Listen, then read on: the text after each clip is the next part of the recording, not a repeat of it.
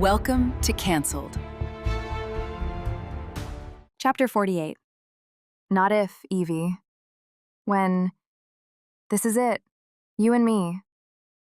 Evie. The next morning. Solana Beach, California. The salty air greets me at the top of the stairs, the tide moving in slow, deliberate swells, like it doesn't know everything is about to change. It's just a short walk, just a conversation, just cruise. I tell myself all of this. The pace of my heartbeat doesn't quite believe it yet. The stretch of Del Mar Dog Beach opens up before me. A wide expanse of sand filled with dogs. Big, small, fast, clumsy, all tangled in their own chaotic joy.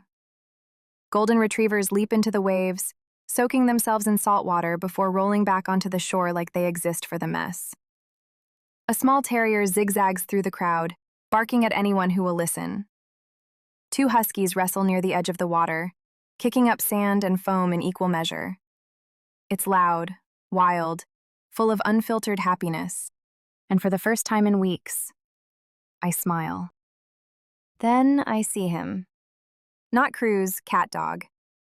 And the funniest, most ridiculous thing in the world, he's playing with a Great Dane.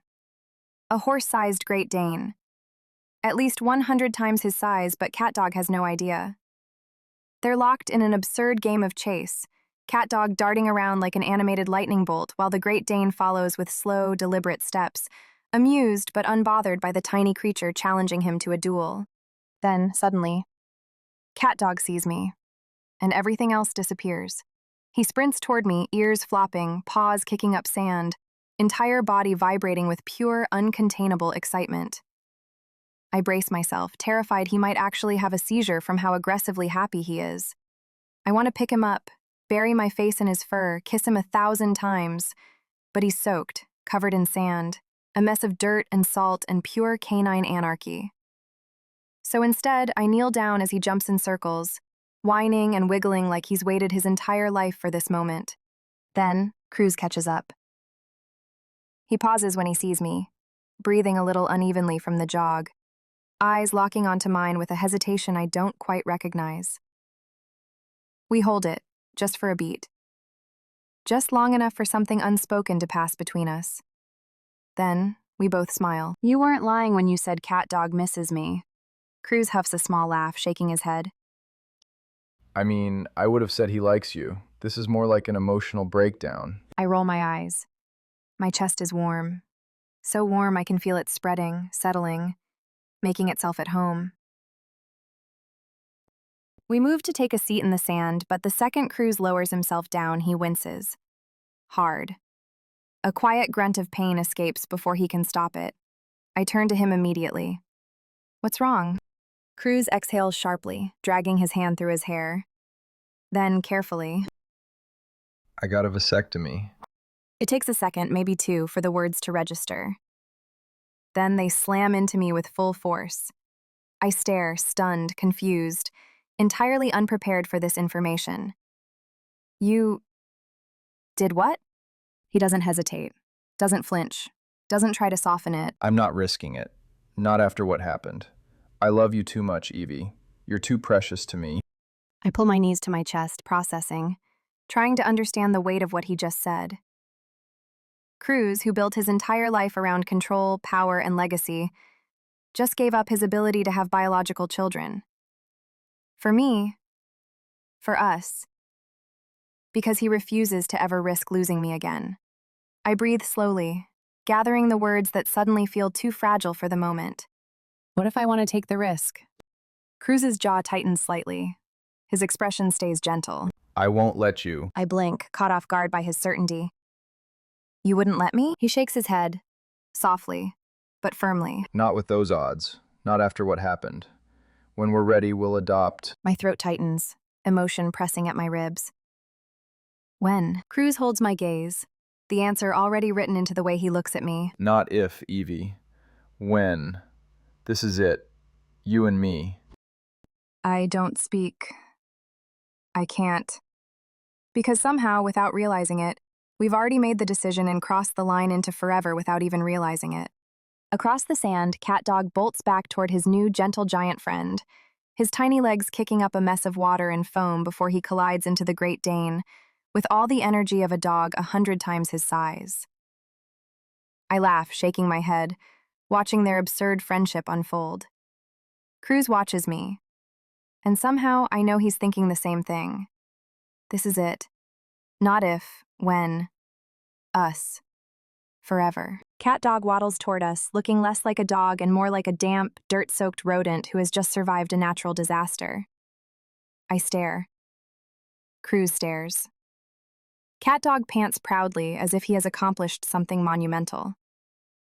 Cruz exhales sharply. Shit. I didn't think about the mess he would make. I bite back a laugh, but it still escapes, small, uncontrollable. Come on. There's a self-serve dog wash right by my place. Cruz glances at me, hesitates just slightly, then nods. As we turn toward my condo, he reaches out. His fingers brush mine, hesitant but hopeful. I don't pull away. I let him hold my hand. And just like that, the walk back feels different. Cat Dog trails behind us, flopping his paws into every puddle he can find, fully committed to making the situation worse. The place is small, charming, the type of local business that thrives on dog owners who regret their life choices immediately after trips to the beach. The woman at the counter sees Cat Dog and visibly winces. Rough one? She asks. You have no idea. Cruz mutters, dragging a hand through his hair. We grab towels, shampoo, and prepare for battle. The second I turn on the water, Cat Dog senses betrayal. His eyes widen in horror. His tiny body stiffens. Cruz snorts, shaking his head. You'd think we were dragging him into a torture chamber. The second the warm water touches him, Cat Dog thrashes, tries to escape, fails miserably, then lets out an actual scream. A sound I didn't think was physically possible for a dog his size. I grip him tightly, doing my best to keep him from launching out of the tub. Cruz watches, completely useless but immensely entertained. Why is he so strong for such a small dog? Because he fights with his whole soul, I say, shoving shampoo into his damp fur. We lather him up, rinse, repeat, then brace for impact. Cruz makes a fatal mistake. He steps too close just as Cat Dog shakes off a full tidal wave of dirty water. It hits Cruz directly in the chest. He stops cold, eyes on the wet mess spreading across his shirt, like he's trying to process a personal attack. I clamp my lips shut to keep from snorting.